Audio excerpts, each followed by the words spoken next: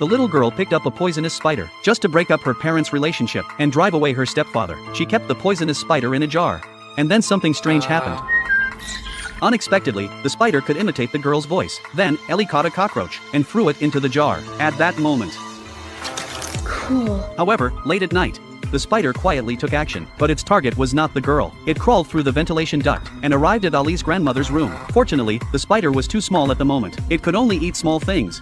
So the parrot became the grandmother's scapegoat. The next morning, screams came from the grandmother's room. Sweet Jesus, what the hell happened to it? The grandmother thought it was a mouse, but the stepfather didn't think so. That night, he went to Ali's room and saw the jar on the table. Trespass. Ali's appearance interrupted the stepfather's observation. She lied that she wanted to rest and sent the stepfather away. Then she took out the cockroach she had caught to feed the spider. Then she glanced at the spider. It had grown so big. Awesome. It was late at night again. The spider escaped from the jar again. This time, it came to the landlady's house through the pipes. Wankai discovered the abnormality in the pipes and let out a loud cry to warn the owner. But the owner thought it was too noisy and threw it out. Then the woman came to the kitchen.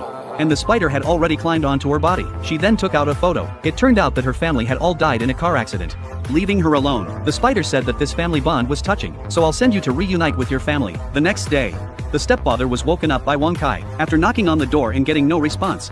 He felt something was wrong and burst in. Unfortunately, it was already too late. The landlady's body was carried away, but no one knew the cause of death. As the spider grew larger, Ellie decided to find it a new container. She went to the biology graduate student living upstairs to buy a glass tank for the spider and showed him the spider, which piqued Neil's interest. He offered to give Ali a glass tank for free, but asked her to leave the spider there temporarily, so he could observe it for a while. Thus, he and Ali reached an agreement. However, Neil found Ali's stepfather and told him that Ali was keeping a highly venomous spider. He said he would hand the poisonous spider over to the safety department and asked the stepfather to inform Ali. Upon hearing this, Ali became furious. However, the spider was not handed over to the security department, but was instead kept by Neil at his home. Unbeknownst to her, he was even more twisted than she was. If nothing unexpected happened, something unexpected would happen. After the spider grew and broke out of the tank, it quietly returned to Ali's room, but it did not attack Ali. Instead, it targeted the stepfather and mother who were arguing.